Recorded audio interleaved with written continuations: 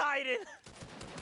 Juve just gets ripped as well. People are just being picked off left and right. More shots! I mean, at a certain point, Zeke, it's, do I even want to glide up there? But hold on, because somebody does go into zone and make a play for height, and that's going to be the signal for Tux and Vorwin to drop down. But as he says that, he's got a partner in crime going down. Nepsi cannot go parallel to Tux. Vorwin still has it, though. This is huge, too, because he didn't have many builds, and that Elim gave him a ton, so now he can actually go try and meet back up with Vorwin, see how things are going. And, I mean, Tux and Vorwin, they're playing out of their minds right now, but look at everyone down below still. You got a few people in ballers. Gafal was on lethal HP.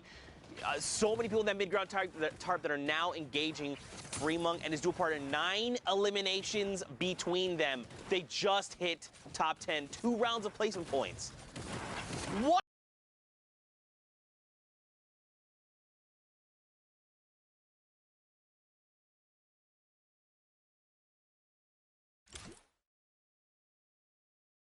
We'll push them up the leaderboards. They're at 66 right now, and maybe making a case for them to go to New York. Fremont and Kong, a little bit of a break right here. They're going to go drop those turrets out, make sure that that's not going to be in the trap rotation. He's going to get it. The trap doesn't go. Oh, yes, he did go in, but not going to manage to do it. Finds Rasco regardless, and now his teammate as well. He actually finds Kubex, too, as they drop down all together, but it's now only Fremont. And look at this gaggle of players down below. I don't know if they're going to be able to all survive. Right now, Fremont does go down, and it's now Tux and Vorwin against Edwin on his own. Tux goes down and already finds the shots, and that's going to be the victory royale for Tux and Vorwin. They played that so well, right? Like, they just waited. They knew, and especially 8 eliminations. An 18-point game, this is massive. This also, we saw the other duo was at 62 points. They're now at 66, so you got to think they're contesting for at least top 5, but for them to realize, like, look, everyone's down below. They're all fighting on that low ground tarp. Let's just hang out in the sky. Let's just do what we do best, wait this out, and, of course, everyone, like fish in a barrel, comes to them. But look at this. Stompy and Shinken here, the little thin pancake who belongs in my heart forever. I mean, these guys, I don't know what else I could say about these guys. Like, the fact that they've been on top of the leaderboards weeks in a row, you've got to think this is a favorite going into Fortnite World Cup Finals. You have to. I think, you know, I'm looking at everybody using the hashtag Fortnite World Cup and all the predictions going in for New York, all the different personalities starting to make their opinions known. Everybody is putting Stompy and Shinken way up there, if not first and second, because they are dominating week after week, and I think we are in for a treat in this game because they're getting close and they're in the end game, and this is, honestly, I think this might be the first time we've seen them, and you know what they do in end game, Zeke. It is crazy clinical Fortnite. They absolutely terrorize the lobby. They just, everything they do is about how can they get an edge up, and then they make sure they're almost like squeezing the life out of you very slowly, right? Suffocating is like the word my mind went to, but it's kind of just like they're bringing the wall. It is that. It is that, right? Because like when they do find an opportunity, they pounce so hard and so fast, and you have no time to react, and they just come from multiple angles, just like this. Stompy from above, Shinken on the bottom, and he already takes down 1 carries exactly. You see Shinken switching to him right now. He actually can get right behind him, and he finds it, but does now need to make sure that nobody is going to take advantage of the fact that Stompy is down. You can see immediately editing him down all the way because he needs to change position. Everybody knows they just got an elimination in that box. And I think Freddy and Snagged right here are going to see if they can take advantage here. They're definitely getting the loot, so maybe that's enough for them. I think they're going to get the revive off. And don't forget, Shinken actually has a Chug Jug in inventory, so he's going to be completely okay. He passes it over to Stompy. This is good. Now they have to have the 15 seconds. This is where things could get a little crazy, right? Because we saw the duo up above. If they decide to challenge, Stompy is not in fighting condition right now. A note there that Stompy went so far away from where that initial fighting was and goes all the way to the farthest spot, not only for the zone, but also for anybody trying to find out where you are. And here comes the launch pad from Stompy. They're going to move ahead. Ooh, a nice little short launch there by accident even, but I'll take it if I'm Stompy. Absolutely. And just to reiterate your point, you know, these guys are playing at the highest level possible, right? They know what a Chug Jug sounds like. Those sound cues are so very distinct. If you're sitting in a box and you hear that sound down below, you're like, we're going down, let's make some edits, someone's on critical, we're gonna take him out, and that's why he moved so far away, to make sure no one knew what was going on. So huge. 23 duels left, 39 players. Right now, they're making a rotation. You've got people out in front, which is good, and they're still staying close by, which is really going to maximize their efficiency here. A lot of people going down in the lobby as well. I think staying close by is something we're actually not really used to seeing from Stompy and Shinken. We see them trying to take over the lobby and get as many opportunities as possible, but what is that from Stompy? I mean, but one of the things that is very important here to note is their mobility is starting to look scarce. All that we see on Stompy right now is that glider redeploy. They already used their shadow bombs, the launch pads, because of the position they were put in. They couldn't rotate early. So here, staying together, making, oh my goodness, he found got a rift. As I say that, the rift to go, the almost most valuable item at this point in the game, because not only are people rotating in the congested zones, but they're not looking up, because that first portion of the movement, everybody is looking to see, where do I need to go next? And they've got a great bird's eye view, right? They're slowly descending on. You've got Alpha there going to drop down, but look, so now they're going to make the decision. We have to contest. Oh, they know. Someone just brought the entire structure down. It depends on what they decide to do. Look at Stompy. He's already trying to contest for the high ground, and Shinken had to stop for just a moment to get that mini off. He's got the shadow bomb, but I don't think he wants to use this right now. He gets cracked from behind.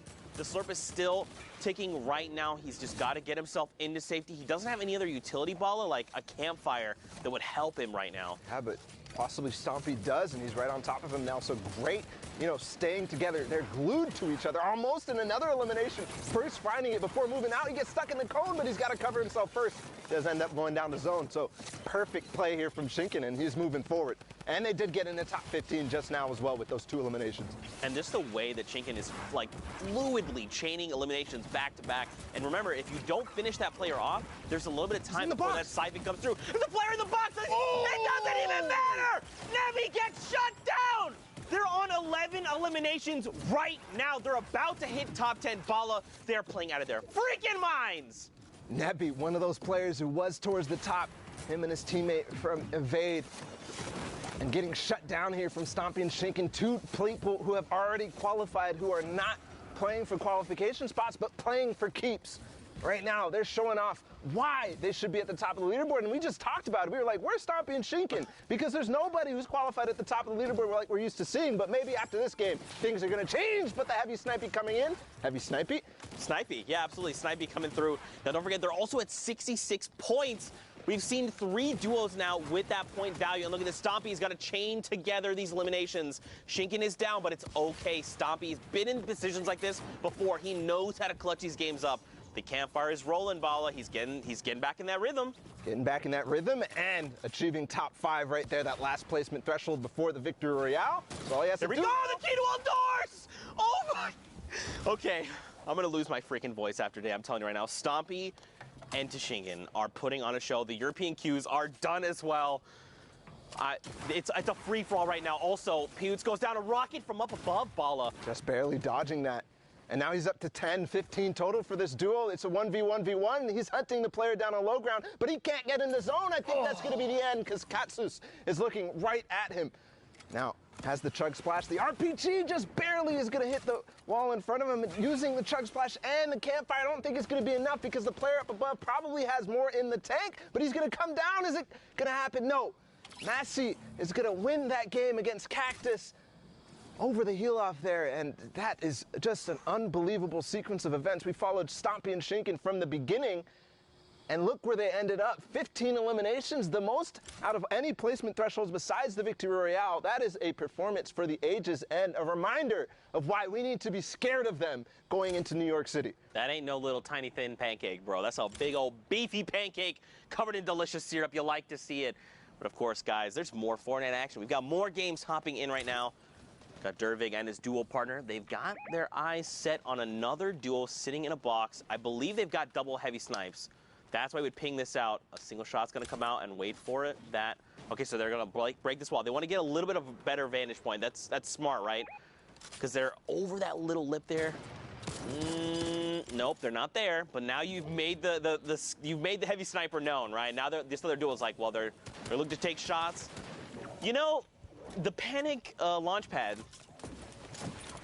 I don't necessarily know if that's panic. So they are in the side of zone, making their way in, and you can see now Drivig and his teammate Waldo are going to go in, but he box fights indeed, gets Wet Bra right out of there, no chance to react at all. And that is something that you can catch people by surprise. Is they're trying to make that rotation, right? They're trying to figure out what their plan is to go forward. And because of that, they're all looking around. They're not paying attention to the fact that they're not covered. They're not paying attention and listening to the fact that there's a heavy sniper coming in, or just a pickaxe even, from one of the most obvious locations right above you. And I mean, you saw them separate for a moment, him and his dual partner, and now they just use that rift to reposition and get to go close back together. You got Marcote here and Squalls K. Got Marcote here has got 6 eliminations. Again, this is almost unusual, Bala, because I feel like, you know, semifinals are typically the day where you find a ton of players sitting on mountains of eliminations, right? Borderline double digits at times. But on finals day, very rarely you see that happen. You see eliminations be picked up toward the end, right? When you break that placement barrier and then you're like, I'm just going to catch people making late rotations. But that's not been the case today. You can tell players they're ready. They are so hungry. They want those tickets. You can almost feel the pressure that they're feeling, that they're playing with. Right? The high eliminations, they have to go for it because it's all or nothing right now in this moment. There's only 4 spots left up for grabs in EU. That isn't much out of all the players who are playing and out of the top 1,500 that made it from semifinals to today. That's right. And remember, we recently saw the highest point value we've seen is 66. So we know that's like, we'll say top 10 at best right now. But look at everyone in the sky all hanging out. May have been a rift to go, a community launch pad, a potential guy. Yeah, the vents are right there over by the hot spots. Right now, Alpha and Mark, they're just chilling, trying to find more eliminations. Any at all would be helpful. They find one. That stink bomb coming to great effect as players start to make all their rotations, and it was a perfect opportunity to use it because, as we saw, there were so many players in the sky, and those players in the sky are